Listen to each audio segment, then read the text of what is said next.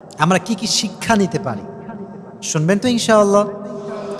যদি জীবনের কোনো মুহূর্তে গিয়ে আপনাকে কেউ কষ্ট দেয়, কেউ আঘাত দেয়, কেউ ছেড়ে চলে যায়, কখনো কষ্টের অবস্থায় হেডফোন লাগিয়ে গান শুনবেন না, সিগারেটে টান দিবেন না, মদ খাবেন না, কষ্টকে ওভারকাম করার জন্য বাজে বন্ধুর সঙ্গে আড্ডা দিবেন না। যে ব্যক্তি কারো প্রতি মায়া কাটাবার জন্য হেডফোন লাগিয়ে গান শোনে, যে ব্যক্তি কারো থেকে কষ্ট পেয়ে নামাজ বাদ দিয়ে হারাম কাজ করে, খোদার কসম, ওয়াল্লাহে আল্লাহর কসম করে বলছি, সে কখনো তার জীবনে মনের যে প্রশান্তি কখনো খুঁজে পাবে না। ঠিক না বলে? কখনো খুঁজে পাবে না। এজন্য আমি বারবার বলি, কষ্ট যত বেশি আল্লাহর নিকটে আমরা যাব তত বেশি, কষ্ট যত বেশি আল্লাহকে ভালোবাসবো তত বেশি, হৃদয়ে মায়া আসবে যত বেশি, আল্লাহকে স্মরণ করব তত বেশি। রাজি আছেন তো ইনশাআল্লাহ? জোরে সোরে বলেন ইনশাআল্লাহ। So in every kind of situation, one thing you have to do first, and that is you have to put your trust on your Lord completely. যে কোনো অবস্থায় থাকেন না কেন, সম্পূর্ণ আশা ভরসা একজনের উপরে আওয়াজ দিয়ে বলেন, তিনি কে? যে কোনো সিচুয়েশনে আল্লাহর উপরে অগাধ বিশ্বাস রাখতে হবে। মাথায় রাখবেন, একটা হচ্ছে বিশ্বাস আর একটা হচ্ছে শক্তিশালী বিশ্বাস। এখানে সবাই আমরা ঈমানদার, কিন্তু আমাদের ঈমান এবং আবু বকরের ঈমান, ওমরের ঈমান, ওসমান গনি রাদিয়াল্লাহু তাআলা আনহুর ঈমান, দুইটা কি এক না পার্থক্য আছে? পার্থক্য আছে। ঈমান থাকলেই হয় না, বিশ্বাস থাকলেই হয় না, স্ট্রং বিলিভ থাকতে হবে। তাহলে যে কোনো জায়গায় আপনাকে উদ্ধার করবে একজন। আওয়াজ দিয়ে বলেন, তিনি কে? অগাধ বিশ্বাস রাখতে হবে। আমি সবাইকে হাত জোর করে বলছি, আমার কাছে মাঝে মাঝে বলছি, এটা কাউকে আঘাত করার জন্য না, মোটিভেট করার জন্য। অনেক যুবক এসে বলে যে, হুজুর, I had a relation and I just broke up that relation. কেবলই ব্রেকআপ করে আসছি, বাট এটাকে ওভারকাম করতে পারছি না, ভোলা যাচ্ছে না। অলওয়েজ এই চিন্তাটা মাথায় আসে। দেখেন, আমি সবসময় আপনাদেরকে মোটিভেট করার জন্য বলি, লাইফে যেটা যখন লেখা আছে এটা তখনই আসবে। তার আগে যদি আপনি ভুল মানুষের প্রতি মায়া রাখেন, ভুল মানুষকে ভালোবাসেন, ভুল মানুষকে আপনি মন থেকে চান, আপনি শুধুমাত্র ছ্যাঁকা খাবেন, আপনার জীবনে ভালো কিছু হবে না। এজন্য কথা সেই, কেউ ছেড়ে গেলে ভরসার জায়গা একজন। আওয়াজ দিয়ে বলেন, তিনি কে? মাঝে মাঝে আমরা মেসেজ করি যারা ভালোবাসতাম তার, কি লিখি? তুমি মনে হয় সত্যি আমার কপালে নেই, তাই আমি পেলাম না। এই যে একটা ইমোশনাল ডায়ালগ, আবেগী কথা, মায়ার কথা, আপনি যখন কোনো মেয়েকে লিখছেন যে আমি তোমাকে ভালোবাসতাম কিন্তু পেলাম না, বিশ্বাস করেন আপনার প্রিয় ভাইয়েরা, আমার যুবক ভাইয়েরা, ওই মেয়ের কাছে আপনার ব্যক্তিত্ববোধ ছোট হচ্ছে। কারণ অলরেডি সে একজন যুবকের হয়ে গিয়েছে, এখন তার একজন জীবন সঙ্গী আছে। She don't care about yourself. আপনি কই যাবেন, বাঁচবেন না মরবেন, she don't care about that. এজন্য মনে রাখবেন, মানুষের কাছে যত বেশি আবেগ কম প্রকাশ করবেন, আপনি তত বেশি ভালো থাকবেন। মানুষের সামনে আপনার চোখের পানি আপনি যত বেশি ঝরাবেন, তত বেশি আপনি সস্তা হবেন। আর যত বেশি আপনার চোখের অশ্রু আল্লাহর সামনে ঝরাবেন, তত বেশি আপনি সম্মানিত হবেন। সুবহানাল্লাহ পড়েন। এই জন্য কখনো কাউকে টেক্সট করবা না যে আমি তোমাকে হারিয়ে ফেলেছি, মানে I have lost my everything. No, you don't have lost anything. No, আপনি কিছু লস্ট করেন না, আপনার সব আছে। আল্লাহ আপনাকে সব দিয়েছে, জাস্ট আবার দাঁড়িয়ে যান। ভরসা যদি আল্লাহর উপরে সঠিকভাবে হয়, আপনাকে রাস্তা দেখায় দিবে একজন। আওয়াজ দিয়ে বলেন, তিনি কে? আল্লাহ আমাদের সবাইকে আল্লাহর উপরে অগাধ বিশ্বাস রাখার তৌফিক দান করুন। আমিন বলবেন না? জোরে সোরে বলেন আমিন। নাম্বার 2 লেসন, যদি আপনি আল্লাহর কাছে প্রিয় হতে চান, এটার মানে এটা নয় যে আপনি বিশাল বড় ফ্যামিলির মানুষ হবেন। No, the matter is not like that. কিভাবে আমরা জানলাম রাবিয়া বসির বাবা কি ধনী ছিলেন না গরিব ছিলেন? বুঝি নাই, ধনী না গরিব? গরিব ছিলেন। হি ওয়াজ নট রিচেস্ট ম্যান, গরিব ছিলেন তিনি, ধনী ছিলেন না।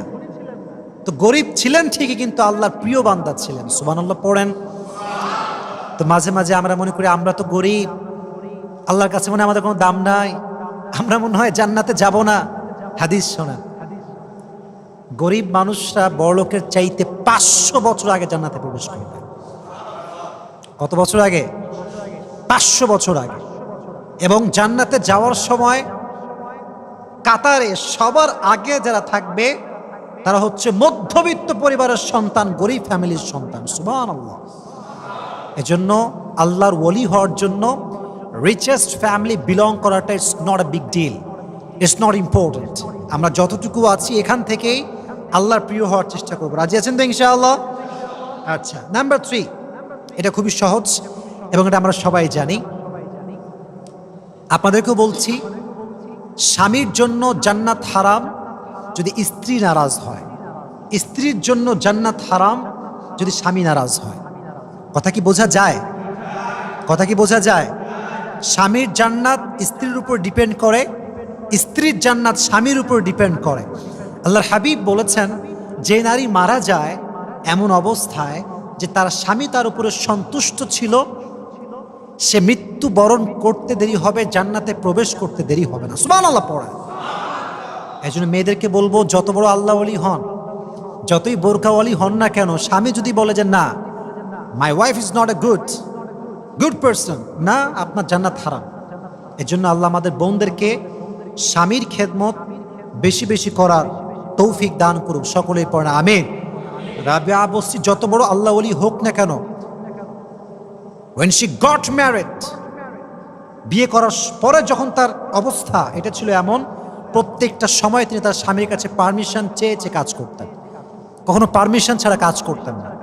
এই জন্য আমার বন্ধুকে বলবো, যাই করেন না কেন জীবনে, স্বামীকে সন্তুষ্ট করা আপনার লাইফে একটা বড় অ্যাম্বিশন, বড় একটা মিশন, এটা আপনার লাইফের ডেস্টিনেশন। আল্লাহ আমার প্রত্যেকটা বোনকে স্বামীর খেদমত করার তৌফিক দান করুন। সকলেই পড়েন আমিন। তাহলে আমরা কয়টা শিক্ষা বললাম? কয়টা বলেছি? 3টা। 1, আল্লাহর উপরে কি বিশ্বাস? অগাধ বিশ্বাস, স্ট্রং ফেথ। নাম্বার 2, কে বলতে পারেন? আল্লাহওয়ালা হওয়ার জন্য বড়লোক ফ্যামিলি দরকার নাই, গরিব হলেও চলে। নাম্বার 3 বলেছিলাম কি, যদি আপনি জান্নাতে প্রবেশ করতে চান পুরুষ হয়ে, স্ত্রীকে সন্তুষ্ট করতে হবে। যদি আপনি জান্নাতে প্রবেশ করতে চান নারী হয়ে, স্বামীকে সন্তুষ্ট করতে হবে। এটা দরকার আছে না নাই? আল্লাহ আমাদের সবাইকে রাবিয়া বসরির জীবন থেকে আমরা যতটুকু বলেছি, যা যা বলেছি, আল্লাহ আমাদের সবাইকে এটা মানা, বোঝা এবং আমল করার তৌফিক দান করুন। সকলেই মন খুলে পড়েন আমিন। এবং আমি আমার বোনদেরকে লাস্ট মেসেজ দিচ্ছি এখান থেকে, কেউ আমার কথাটা অমনোযোগ দিয়ে শুনবেন না, মনোযোগ দিয়ে শুনবেন।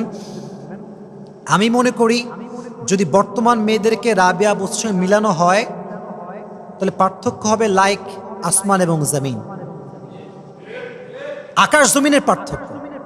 কেমন পার্থক্য দেখেন, আজকালকার মেয়েরা এত বেশি মডার্ন, বাসাতে যে খাবে এটাও পছন্দ করে না, বাইরে গিয়ে খেতে হবে, রেস্টুরেন্টে যাওয়া লাগবে, অমুক জায়গায় পিৎজা খাওয়া লাগবে, বার্গার। ঠিক আছে, শখ হিসেবে ঠিক আছে, বাট নট এভরি টাইম, সবসময় ঠিক না। যখন আপনি বারবার বাহিরের খাবার খান, এতে করে আপনি বারবার বাহিরে যান, আর নারী যতবার বাহিরে যায় তার পর্দার খেলাফ হওয়ার আশঙ্কা তত বেশি। ঠিক না বলেন যুবক ভাইয়েরা? বাহিরে কম যেতে হবে। রাবিয়া বসরি আজীবন বাসায় কাটিয়েছেন, আপনার এত বাইরে যাওয়ার কি দরকার? আচ্ছা, আবার অনেক মেয়ে দেখবেন কিছুটা আলগা মডার্ন টাইপের, এরকম মেয়ে তো ভাই নাই? আছে আলগা মডার্ন মেয়ে বাংলাদেশে আছে? আচ্ছা, জামা কাপড় পরে অনেক টাইট ফিটিং, আর মাশাআল্লাহ নিউজ তো আছেই। সময় টিভি বলেন, যমুনা টিভি বলেন, এটিএন বলেন, বাংলা ভিশন বলেন, নিউজ চ্যানেল বলেন, যা আছে সারাটা দিন নায়িকা কি করলো, কার কয়টা বাচ্চা হইল, কার সঙ্গে কার প্রেম ছিল, কে কোন বিদেশে গিয়ে ঘুরছে। What is this? What is this? জানতে চাইছি আমরা। ভালো নিউজ কভার করে না, সারাটা দিন কোন ফিল্ম কি হইল, কোন নায়ক কারে কি ঠ্যাস মারল। What is this? এটা কি এইসব? সারাটা দিন এগুলো তারা শো করে মিডিয়ারা। এই জন্য মেয়েদেরকে বলছি, বোনেরা আমার, উলঙ্গ জামা পরবেন না। রাবিয়া বসরির মতো আল্লাহ ওলি হলে আপনার দুনিয়াকে সুখময় করে দিবে। একজন আওয়াজ দিয়ে বলেন, তিনি কে? আল্লাহ প্রত্যেকটা মেয়েকে রাবিয়া বসরির চরিত্রবান হওয়ার তৌফিক দান করুক। সকলেই পড়ে আমিন। আমরা বোনদেরকে রেসপেক্ট করি, সম্মান করি, প্রত্যেকটা মেয়ের প্রতি সম্মান রেখে আমরা কথা বলি। We talk about from the reality, we discuss from the reality, always we focus on the reality, what happens and what's going on, এটা নিয়ে আমরা কথা বলি। এজন্য আমি বন্ধুকে বলবো, রাগ করবেন না, যা যা বলেছি আপনারাও একটু শেয়ার করবেন বোনদের সঙ্গে, এবং প্রত্যেকটা বোনকে বলবো একটু ট্রাই করবেন আমল করার জন্য। আল্লাহ আমাদের সবাইকে তৌফিক দান করুন। সকলেই পড়না আমিন। ওয়া আখির দাওয়ানা আলহামদুলিল্লাহি রাব্বিল আলামিন।